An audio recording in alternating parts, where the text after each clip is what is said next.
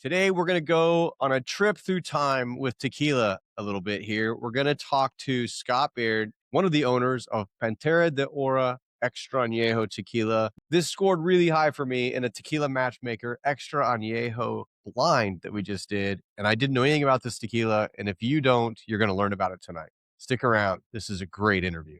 It's tasting tequila with Brad.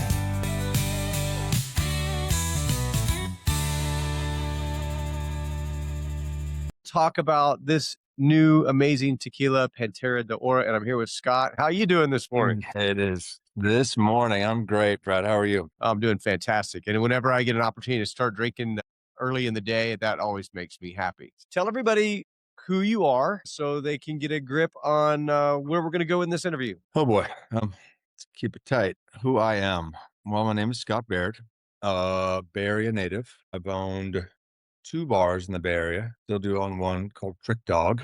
Made my career making very fancy cocktails, fanciest of the fancy. Got to spend some time doing the world's 50 best sort of situation. It's not a humble brag. It's just the truth. I did get on the world's 50 best list, and 5 times I was a bridesmaid at the James Beard Awards. I didn't win, but I got to stand there in a tux and hope for the best. So that was cool for my bar, Trick Dog.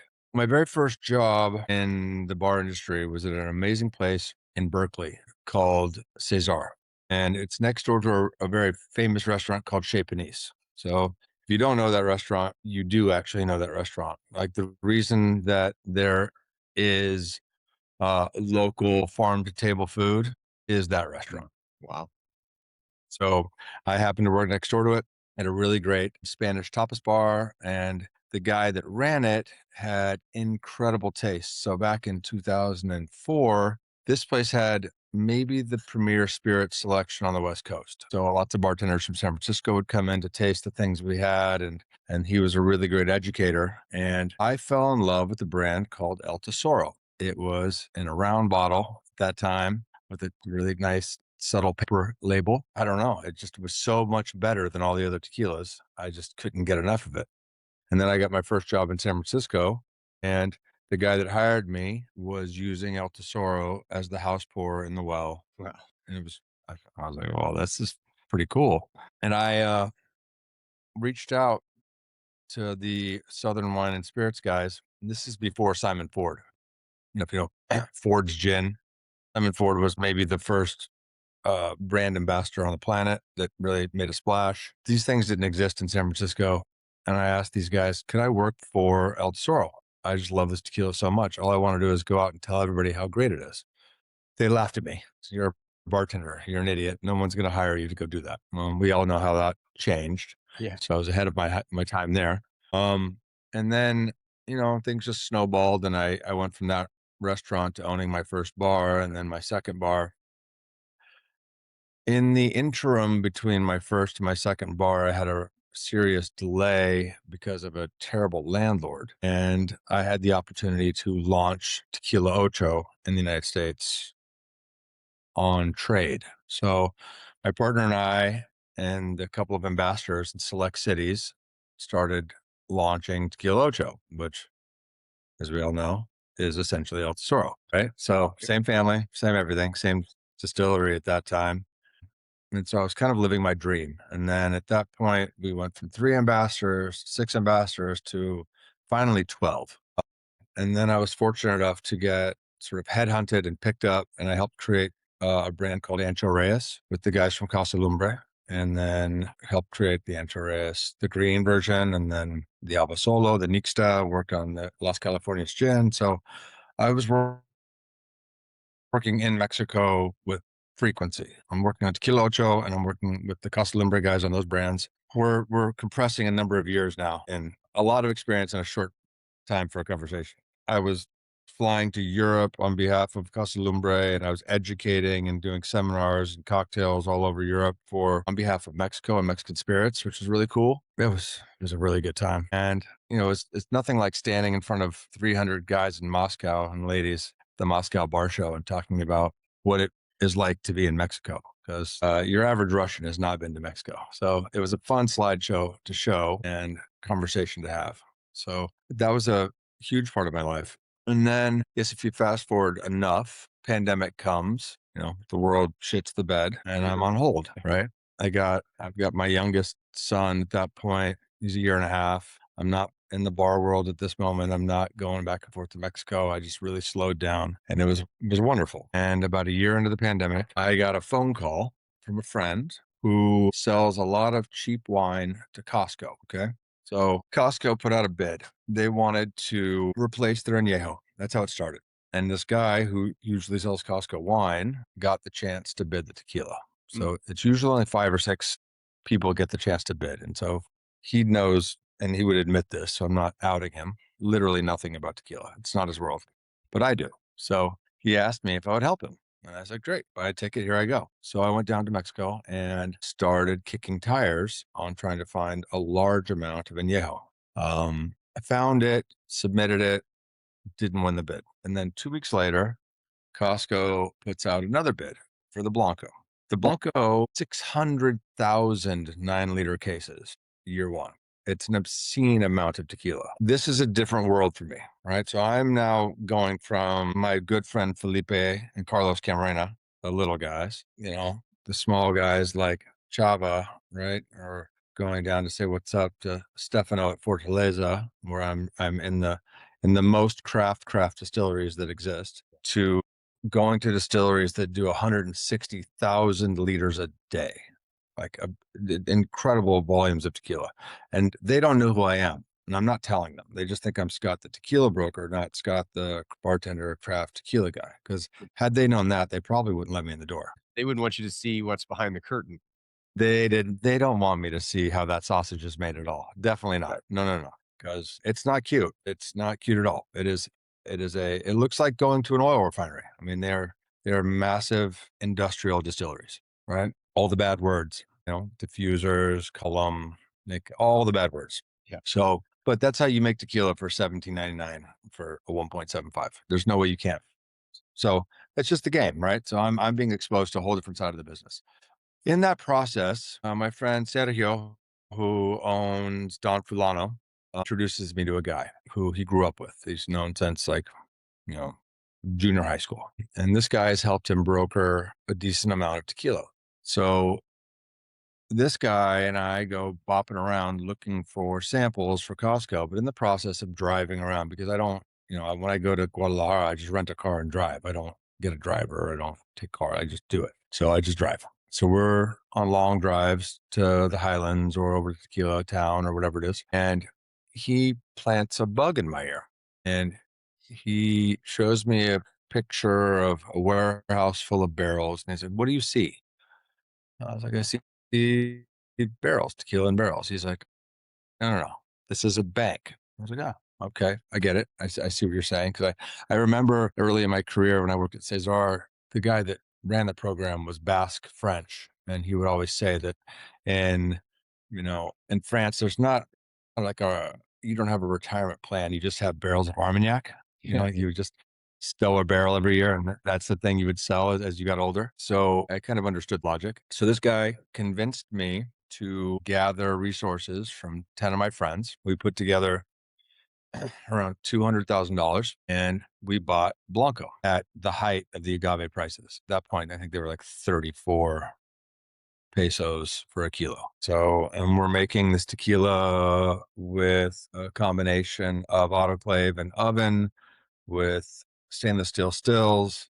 So that's around 7 pesos on average per liter. Sorry, no, 7 kilos per liter, which you can kind of do the math, but it came out to around, $7 or so a liter. The good idea was the people that we were buying the tequila from, they were a feeder house to Diageo. Diageo was consuming massive amounts of tequila. We're having a very frank conversation. I'm just telling you like it is. So Diageo's consuming massive amounts of tequila. We're going to sell it to them as añejo in 1 year. It's a great come up. It's actually a really awesome thing. It's better than bourbon. It's better than scotch. It's better than rum. You put tequila in a barrel and 1 year later it's añejo and you sell it bulk and you make a pretty nice profit. That was the year that the whole thing fell apart and the inventories were massive. The pandemic had stopped. People weren't drinking as much. Everything had slowed down. What we know now And what we didn't know then is that Diageo and many other people were cheating, as we know from the lawsuits, and they were putting a bunch of fake shit in their tequila. And that's why the volumes were so high. But that's a digression. We could talk about that later because I know everything about it. So it goes 1 year, can't sell it. 2 years, can't sell it. 3 years, we'd all put in our money. It wasn't money that we couldn't afford to lose, but I wanted to get my friends their money back.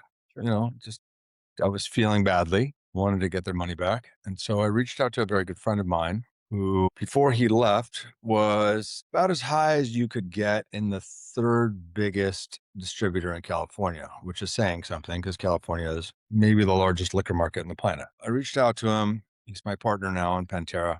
And Craig and I went down to Mexico and we went to the distillery, Los Valores, and we tasted all the stuff that I'd laid down in barrels. And that evening, we were at my favorite bar in Guadalajara, El Gallo Altanero, and we're hanging out and we're getting a little buzzed up. And he's like, I can't sell this bulk, but I can sell it if we create a brand. And I was like, okay. And so he said, well, give me some names, so Tapatio 110, and conversation goes.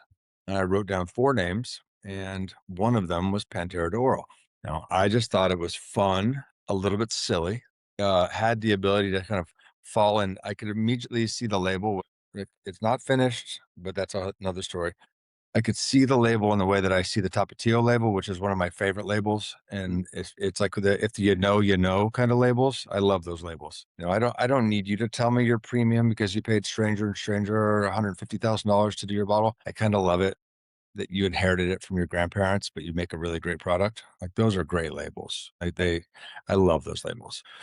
I could kind of see that even in that night, writing it down. And so Craig said, great, that's the one. We go home.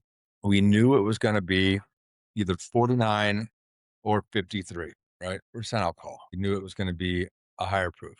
49 is very good, but the 53 is better, which is what's in front of you right now. And so we sent out samples.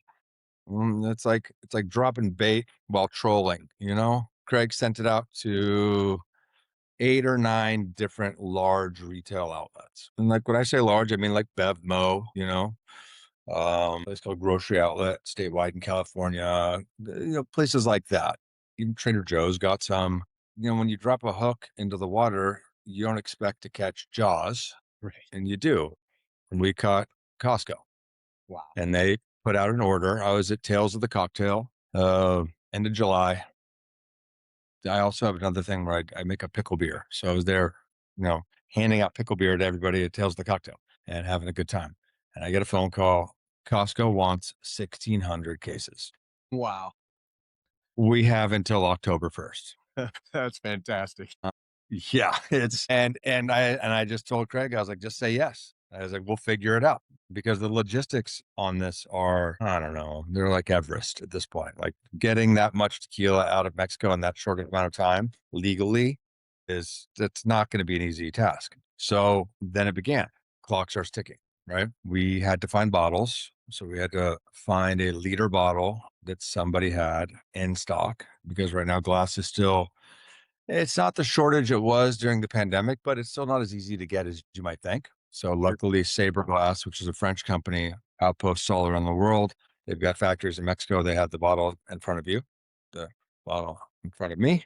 And it's a nice standard operating liter bottle. Nothing special about it, but it holds liquid. It's a liter. It's not anything other than a glass vessel, right? So that's where we're at. We have to find a closure. We find this cork. We have to find the plastic that goes on the top. These all seems like trifling things, but they're not. You gotta find all of these things, and then you gotta get your label done. And so at that point, we're working on the label, but the label, I hope I don't get in trouble for saying this, but I'm going to say it as delicately as I can. Label process takes a very finite amount of time. Yeah. Unless you're willing to open up your wallet and facilitate things going faster.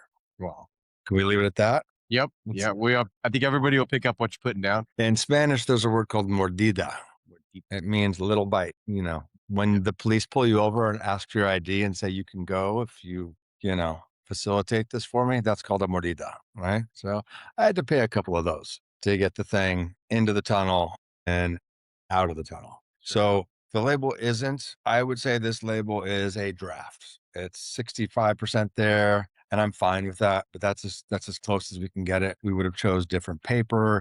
We would have had a different feel to it. This is where we were. And Craig was like, Scott, I was talking about the front paw on the Panther, and he's just like, dude, there's no fucking time right now. We have to get this thing. Yeah, he's like, the paw is fine. And I'm over there articulating the muscles and the forearm of the Panther and thinking about all these other really, really fine details. And he said, there's no fucking time, man. We gotta go. Yeah. Gotta go, go, go, go, go.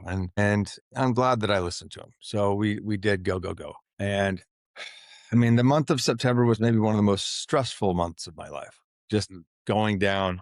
I spent more than half of it in Mexico, just making sure that my partners in Mexico could push this thing to the border on time and get it across. So that happened. We made the deadline, and then it hit the airwaves in Costco. And so in the process of getting it there, I'm fortunate enough that my relationships run pretty deep in the tequila community. So we sent out a number of bottles to friends to taste and sample and give their opinions. And, we're launching a tequila brand, and there's nothing more in this world that I've wanted to do than launch a tequila brand that is mine, that I'm in control of. Sure. Would I have launched a extra añejo? No, I would not have. No, everything that's happening right now is about as backwards as it could happen. Everything is in reverse, but this is where I am. And so I'm doing it, and I'm enjoying the process. And so I have all these friends all around the planet. They're all excited to taste the tequila. I have great relationships inside of Mexico helping me get this done. And everybody knows that knows me knows that this tequila is wonderful. It is a great tequila. Is it what I would have done had I had, a couple $100,000? I could have just started from scratch and done it the way I wanted to from the beginning. No, it's not. But you know what? That's the best thing about it, is that life doesn't do that. Like you get what you get in this world. So this is what I got, and this is what I did. And without Craig, I couldn't have done any of it, because he's the one that facilitated us getting it into the world. All I could do was make all the relationships in Mexico happen. I didn't have the power to sell the volume that we just got into the Costco flow. So tequila now has been touched by a lot of influential people, such as yourself, and they're all saying really nice things about it. And that's been I think for me, the most cool thing, because, there's the next bottling of this, I would say, is better.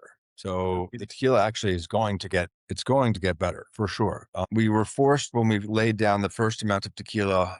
We're not forced. We were just laying it down. I was looking for used barrels. Like I come from the Camarenas, right? If there's anyone that informed me, it's Carlos and Felipe, and maybe Felipe even more than Carlos, because I've spent a lot of time with that man.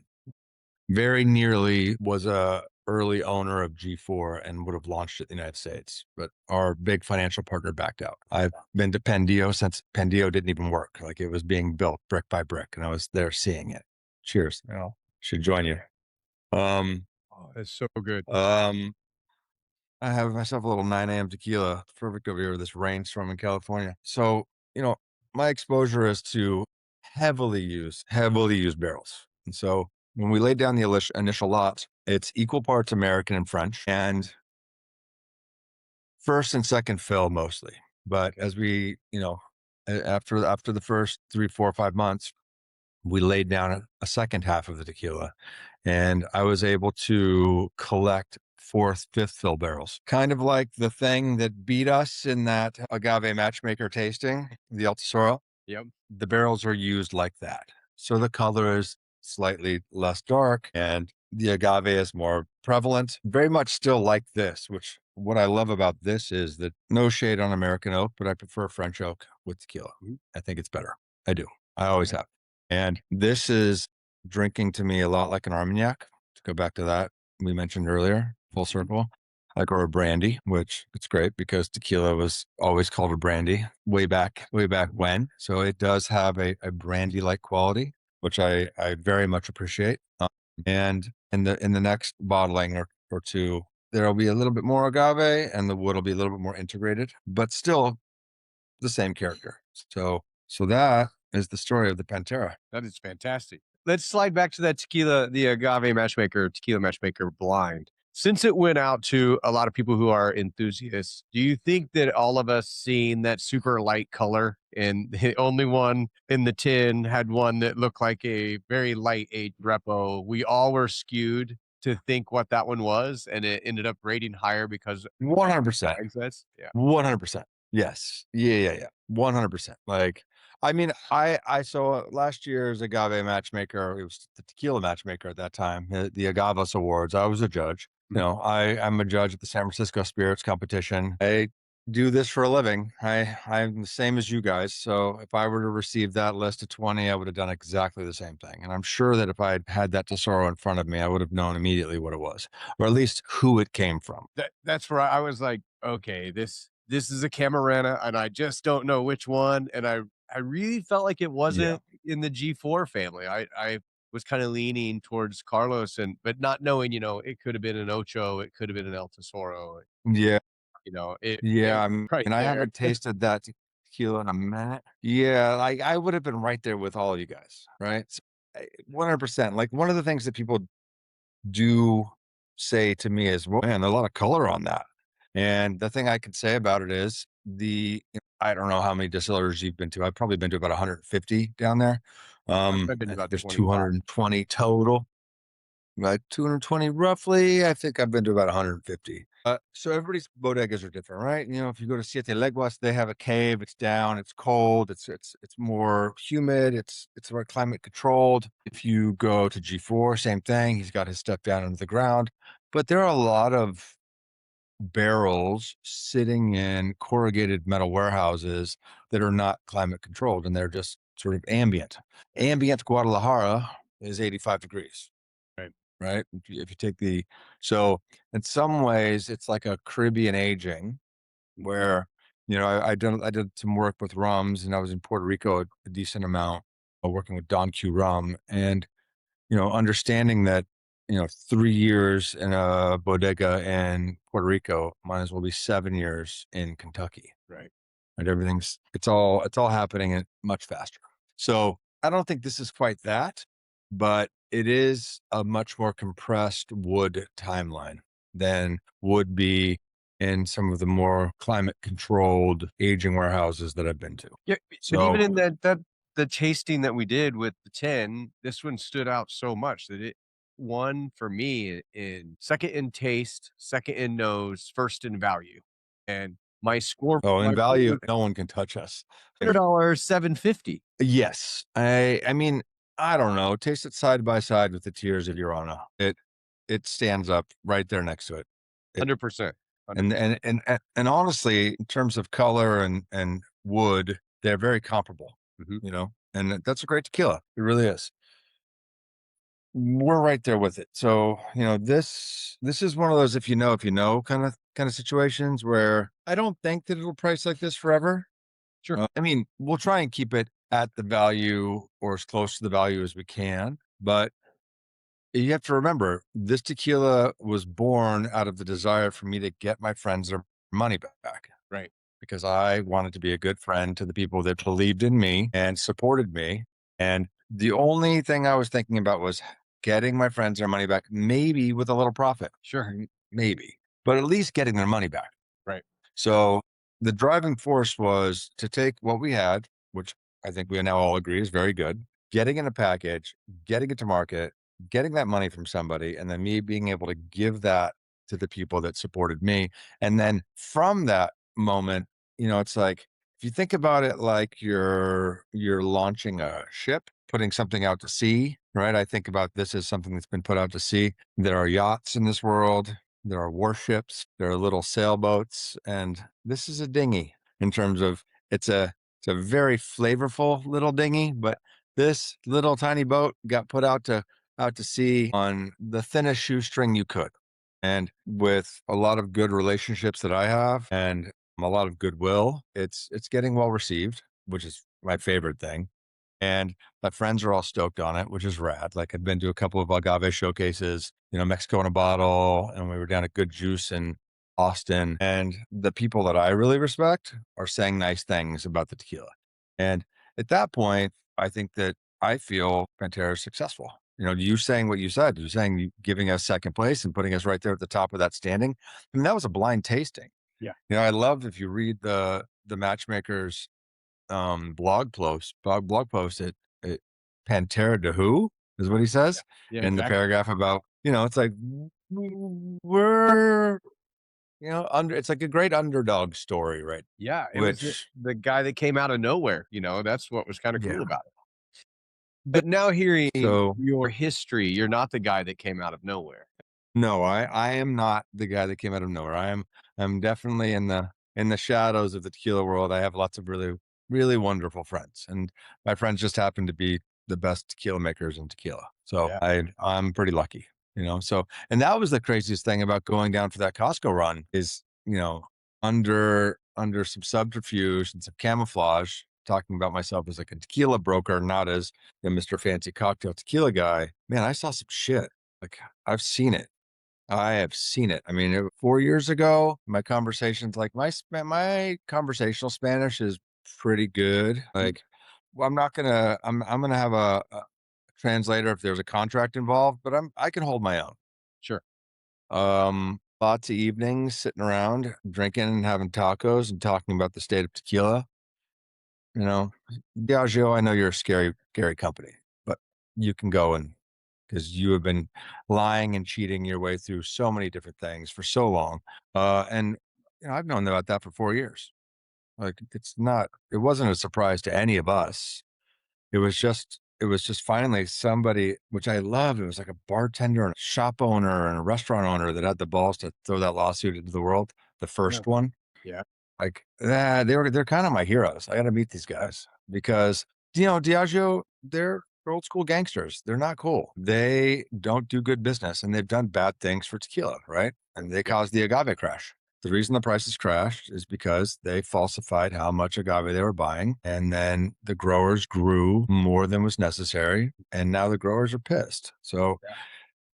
nothing scarier to me than a pissed off Mexican farmer. They are gonna like those guys are not happy and No, they're out for some blood right now. They take it real serious. So my experiences in this whole tequila world have been so deep and I've been, you know, I haven't it's just like it's just a part of my life, you know? mhm, Like I suppose if I had more ambition like you, I would maybe have a bigger presence. Like I would have a wall of tequila behind me, and I would stand on a camera and talk about it because I do like talking about tequila. I love it, but it's just you know I just kind of hang and do the thing that I do. Or you know I'm lucky enough that I'm on the inside with I think the cool kids, yeah, and I'm pretty keen to what's going on. You know, I know that my friends in the industry are rooting for me on this. They know the story. They all know that like right now I'm in the process of going to go down and making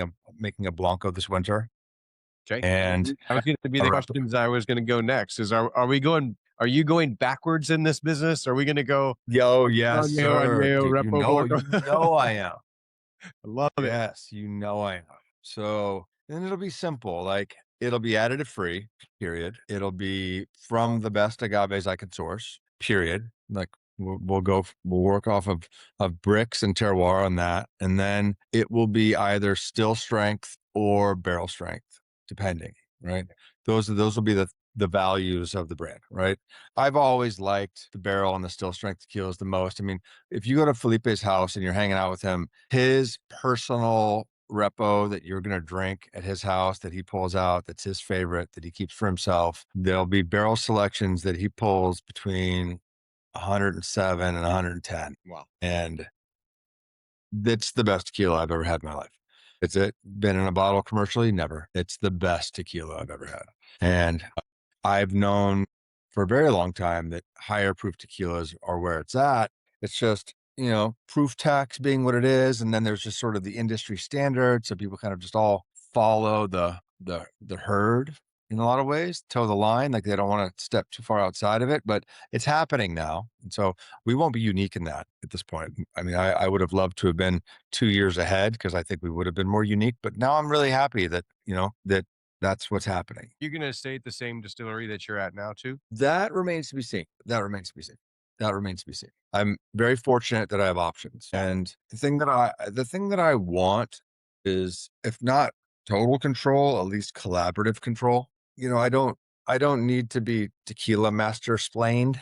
If you take mansplained and turn that into like, Yeah. I know how to do this. I Right. understand the process. I know what I'm going to want out of my final profile. I know how I'm going to want the production to go. I mean, every single one of the elements, I already see how I'm going to want it's going to, from the field to the bottle. I know what I'm looking for.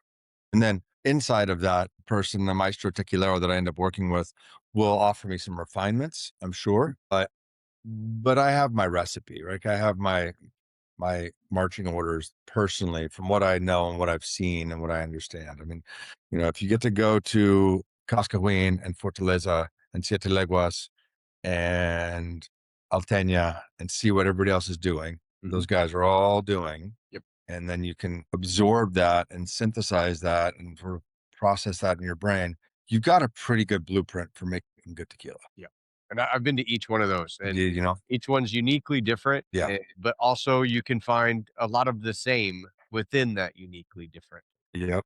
So Yep. as a real tequila enthusiast and connoisseur, if you were gonna pick a tequila and you were gonna pick it by production method to drink, what tequila production method gives you the best flavor for what you like? Well, all right. So, for me personally, it's Highland Agave. It's in that Camarena ripeness where it's starting to get bruisey and purple and sometimes even fermenty in the fields. It's going to get a Tahona. It's going to ferment in open wood tanks with natural yeast. It's going to get distilled slowly. It's going to have, for the water, I mean, talk about Felipe and his rainwater, and it's amazing, but it's just a good, clean well. A good, clean, volcanic, deep highland well is going to give you a wonderful water source. And then, copper stills, don't rush it. You want some good refraction so that it's sort of working into itself and developing the flavor. And there's a slightly wider cut, which the Camarenas do, which I like. That's why their tequila is so agave forward, because we're talking about percentages that are single digits, but allowing a little bit more heads and a little bit more tails into the final cut, you end up with so much more expression of the agave. I would work into that. I would lean into that. So, your standard, no offense to the basic bitches of the world, but your basic bitch is not going to necessarily love my tequila, but you are. Yeah, I was gonna say, You're going to love my tequila. where can I get that bottle? Yeah. I can't You're wait. going to love it. And it's going to be it's going to be somewhere between 107 and 110 proof. And it's going to be, when you crack it and you pour it into the glass, it's going to be exploding. There'll be a lot of olfactory, and then you're going to taste it. And it's going to, for me, I have a funny thing where I have synesthesia, where I see colors when I taste. Okay. Um, Just but my tweak it. favorite Blancos end up having, like, the best way I can describe them is they taste like the color fuchsia. It's just rich and round and bright and like beyond rosy into like that blushing, almost purple fullness. And it's just it's like it's an alto. It's not a bass. It's like singing up here. I had a really good friend many years ago who, he was an Israeli guy who didn't know anything about spirits, but he knew this, and it was very interesting. He was just like, when you taste it, when it's really good, it immediately goes up. When it's bad, it goes down. And he was just like, that. Just keep that in mind. Like, taste anything you taste. If it's good, it takes you up. If it's bad, it'll take you down. Yeah. And with everything I taste now, and that, you're welcome for that, you'll notice the good stuff always does, and the bad stuff always does. It's like a good universal rule that, I mean, I found it like when I do the San Francisco Spirits Competition and we're tasting, I mean, sometimes we taste like 300 things in a day, but all you need to do is, like, you can smell it and immediately if it's good or bad, but then when you taste it, you really know. And immediately, just if it goes up into your sinuses and it carries into your face, it's a quality product. Whether you like it or not is different, but it's of at least quality. And then Okay. if it goes boop and it falls right off the edge, there's something in the process and the manufacturing of it that's flawed. either it's just really poorly made or it's got some stuff in it. Sure. And it's like the nose knows. It really does. I So, mean, I love when I crack a bottle and can smell it as you're pouring it in the glass. Like even before you pick the glass up, you can smell it going in. Yeah. Those are the ones where I know, oh my gosh, this one's going to be a banger, And there's several that do I that. mean, Then there's others that don't. So I completely see what you're saying. Thanks for putting that. not to take any shine away from the Pantera, my sweet little baby, but is there anything that you've been drinking lately that you really like? Like something like, is there a new brand that's coming to the world that you're stoked on? There's a couple that I get so many new ones to taste all the time that I get confused on, okay, is that really a favor or I just fired up about the way that one tasted today? I would say Yeah. the one thing that's really caught my eye is the Yayo. The Yayo Rosa is, Okay. I haven't had that. oh, it's incredibly drinkable for me right now. It's one where I keep going back to that bottle. It's Yep. almost dessert-like, so when it's in the Mhm. evening time, that's when I usually grab an añejo or an extra añejo. I've been grabbing that one quite a bit. I'm Okay. looking over there because of some of the newest ones I've gotten are over there on the shelf. I love Velar tequila. I don't know if you've ever had Velar. It's made at 15.99. So Atanasio. VOLAR? Yeah, Yeah. Yeah. VALOR. No, yeah. Oh, It's yeah. Yeah, I've had that. I had it. I met the lady as she was launching it. Yeah, it's Christiana. great. I love that Christiana. stuff. That tequila is up. Yeah. It's up I there for love me. the Atanasio guys are amazing. The funkiness, um Yeah. the funk in the nose and the creaminess in the taste, those are ones that, I really like that. Yeah. I've really Does been that drinking. go through malolactic? Do you know? Yeah, they're It doing does. Yeah. I love and her. Bang. there's some bacteria that's there too that, like Cascanes, who's no longer there, said one of the things they haven't been able to replicate is, Yeah. that same cheesiness. That's a Have little you been to Atanasio? I have many, many times. Yeah, that's one of my, Yeah, it's an Christiana and awesome. Renee It's have awesome. become good friends. So Love I've been Renee. to all She's of the such a big good dude. all of the Yeah, regulars that you mentioned. I've been to most of those. of The bigger course. ones. No, yeah. No, those bigger ones, there's nothing to see. It's like there's not even a tasting room, you know? You end up in some office that, it's Yeah, a very industrial process. You're not in there's nothing boutique or there's nothing cute about it. right. It is purely industrial produced alcohol. And the sugar source happens to be agave, but the way they're extracting it, these agaves are 3 or 4 years old. They're Yeah, tiny. They're like basketballs sometimes. yeah, Like and it's not cute. It's just, yeah, but like, every single, let's not kid ourselves, by the way, every single type of distilled spirit has its version of that. 100%. There's the really, really good stuff, and then there's the trash. And the College trash, and grown-up alcohol. yeah, that's exactly right. Yeah. That's exactly right. So right now you're only available in California Costco's. Is there going California Costco's, LA Basin, and Northern California. I think we're in about, a grand total of 70 stores. And I Costco, I love you, but I don't think if I had to do over, I'd launch a brand at Costco ever again because you go into a Costco, the clientele there is looking for things they recognize, Sure. right? Yep. And so this is not something they recognize, but there's 1942 on the shelf in a liter, all tall and skinny and pretty. It's a beautiful bottle for $139. And you got the homies coming over. Are you going to buy the thing that you recognize? Are you going to buy this thing with a panther on it and a bottle that's like a very generic bottle with what is kind of a generic label? So it's now we're in the if you know thing Mhm. for $89.95, which such a steal. But then if you stand there long enough and you look to the left or the right, the Costco Kirkland Extra Añejo is on the shelf for $39.95. I think that it goes without saying, we all know what that is, right? Whether Costco likes it or not, they're not selling tequila at that point. So you were between a rock and a hard place, you know? So it's, doing the tequila shows and seeing the blogs and getting people out there in the world, like it's doing better in Los Angeles County than it is in Northern California, but it is getting its momentum. At this point now, my good friend Roman has Old Town Tequila in San Diego, which is the legendary shop. He just ordered more. So, like I said, the little boat, the little dinghy sailboat is on the water and we're out there and we're weathering it, and it's great. It's so great to the point that I'm, going down to Guadalajara next month after the holidays and working through producing a Blanco and getting that out. The goal is to get a Blanco and a Repo in the world by Cinco de Mayo. I mean, it's like an arbitrary date, but it is a sort of a tequila relevant date. Sure. So we'd like to get some product out in the world. And, I'm going to Arizona Cocktail Week, see some pals and do a little class with Grover, talking about tequila. We're going to do a seminar and we'll get Pantera into Arizona for that, but then it's in Arizona.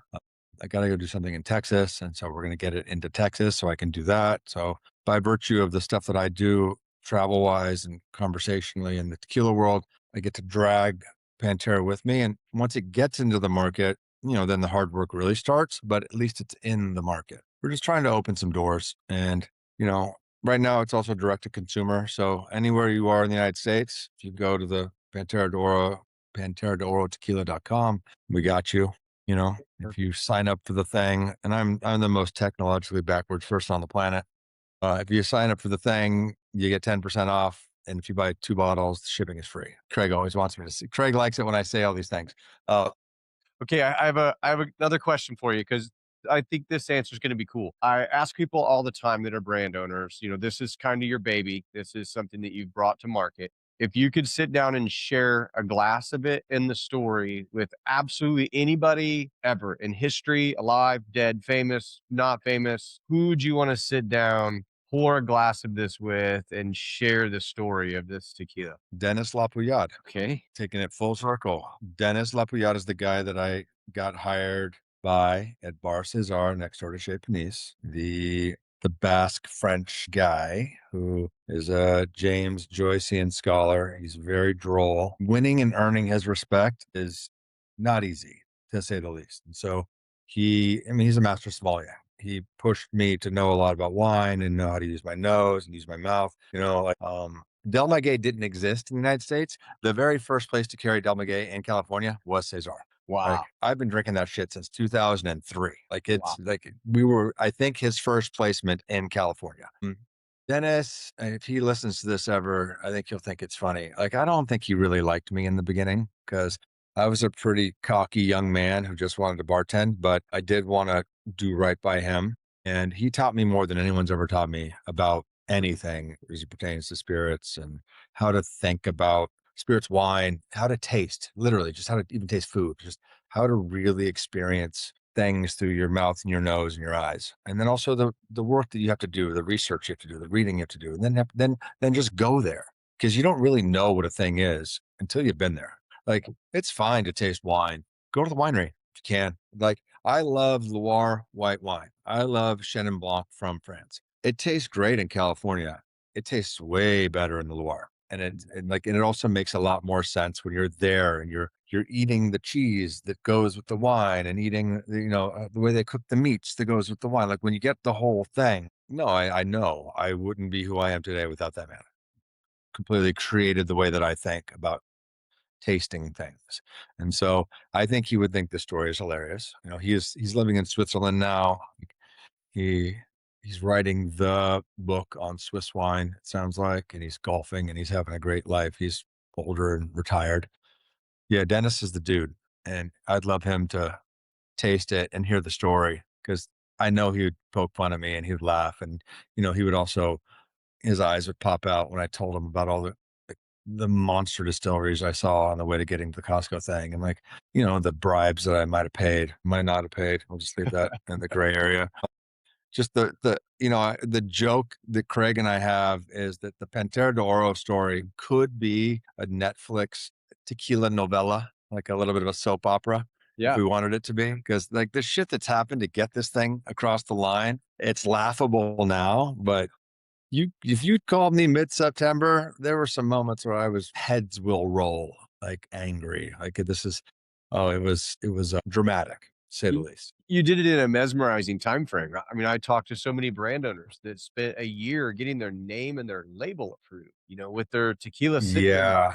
sitting in, stainless steel tanks waiting. Well, back to that 10 plus years working in Mexico. I wasn't going into this blind. Like I knew the routes, I knew the people to call, I knew what had to get done, and I knew how to do it. But even then, it was a bit of a blinding timeline, I I ask a think, lot for of all people of how they us. came up with their name, and a lot of times it's the 3rd or Yeah. 4th name. First name was taken, second name was taken, you know? I just put some letters together and made that word up. Yeah, like, I like those. I mean, like, we can all like Lalo is maybe one of the best names to come through the business in a long time because Yeah, it's so simple, it's so phonetic, it resonates with the ev the thing you have to always think about with a name for your Mexican spirit brand, to all of you people that are out there naming your Mexican spirits, if my opinion matters at all, make it pronounceable for some jerk off in Middle America that cannot speak Spanish.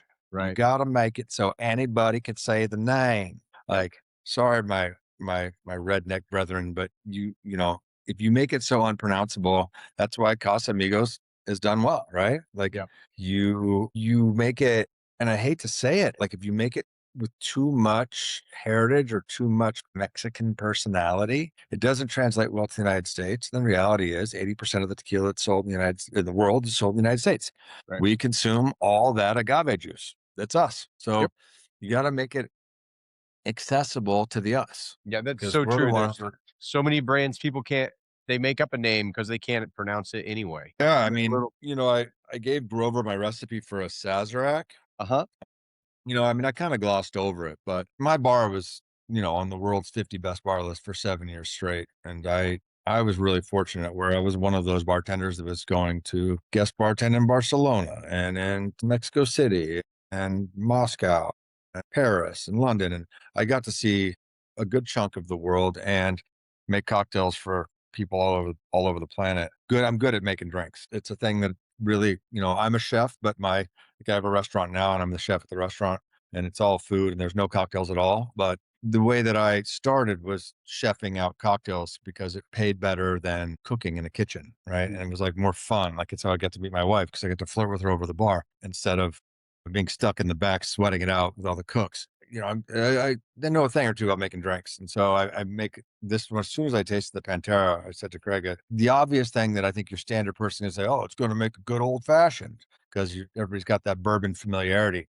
But this makes the best Sazerac I have ever had in my life because it's got the heat, it's got the French oak, it holds up to the sugar and the bitters and the absinthe. It just makes for a really beautiful drink. So I Mhm. this is a question I have for you Yeah. because you know a lot about the world of tequila, but since you started it as a brand, well, I guess you probably haven't done a lot of things different than what you did already. But what's something that kind of shocked you as a brand owner bringing this to market that you didn't experience as a brand ambassador? Shocked is that's I'm gonna not answer that one. I mean, I guess the honest answer is nothing really shocked me. Okay, I kind of knew what I was in for. sure. Like we were so close to taking G4 and being the first ones to bring it to market in the United States. And our big financial partner, we'll keep this nondescript, had issues with Felipe sometimes because Felipe is very Felipe, right? Yeah, Felipe was a little too Felipe for this guy. I get along swimmingly with Felipe, and I wish we could have done that. And I think that maybe then I would have had some things that shocked me, but because of the things that I've seen and done now in the last 10 years, that process being one of them, I'm just eyes wide open. I've seen it. You know, sure. I know how hard this is. I have lots of very good friends, like the my friends from Volans. When I talk to those guys about their process and their trials and tribulations, like they're doing an amazing job Yep. given the game, right? You know, if you've got one of five producers making your tequila, you're already leagues ahead. You've already won the like the Roman gladiator crowd. You've won the crowd, and if we're the crowd, you got one of these five producers. You're already there. So no, Do you, nothing has shocked me. The thing that shocks me the most, and like Craig is gonna probably be pissed about this, the CRT, the CRT and their hypocrisy. mm, I came up in the game being taught that they were, the gold standard, like AOC, DOC, French, Italian laws. Like these guys they are here to protect the integrity of tequila. And I do not believe that to be true anymore. I do not believe the CRT has any interest in protecting the integrity of tequila. And that's going to put a big target on my back saying it, but it is the truth. They are corrupt. Do you think there'll be a So departure from the CRT? I really think that a lot is going to be like, it'll be seen in the next year, 2 years. And it's like, what little I know about gigantic corporations and lawsuits, if you look at what big pharma is able to do to slow things down, there's no reason big alcohol can't slow things down and hide things. But I do think that there will be a departure on some level. I think that there will be more destilados de agave, people making things that are like, fuck it. I don't need you to call me tequila. I know enough. Like I have enough of a pulpit. Like I've considered it. Like, trust me, I'm considering it for the Blanco. Do I know enough people, like enough versions of you where you don't care? I know you don't care.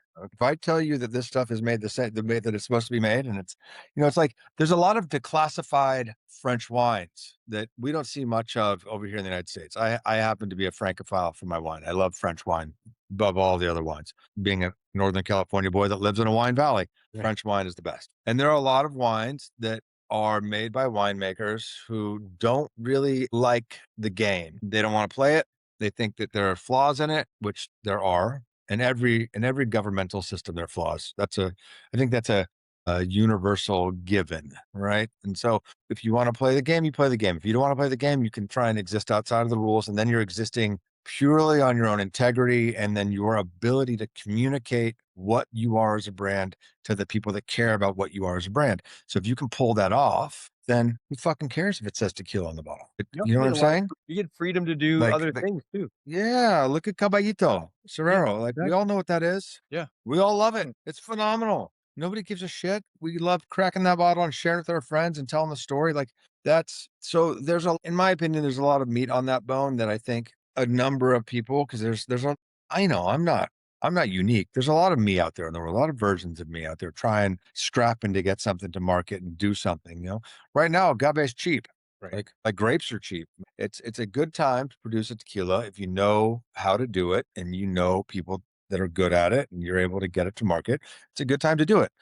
Will there be a lot of schlock? Yes. Will there be some absolute diamonds hiding in that field? Oh my God, yeah.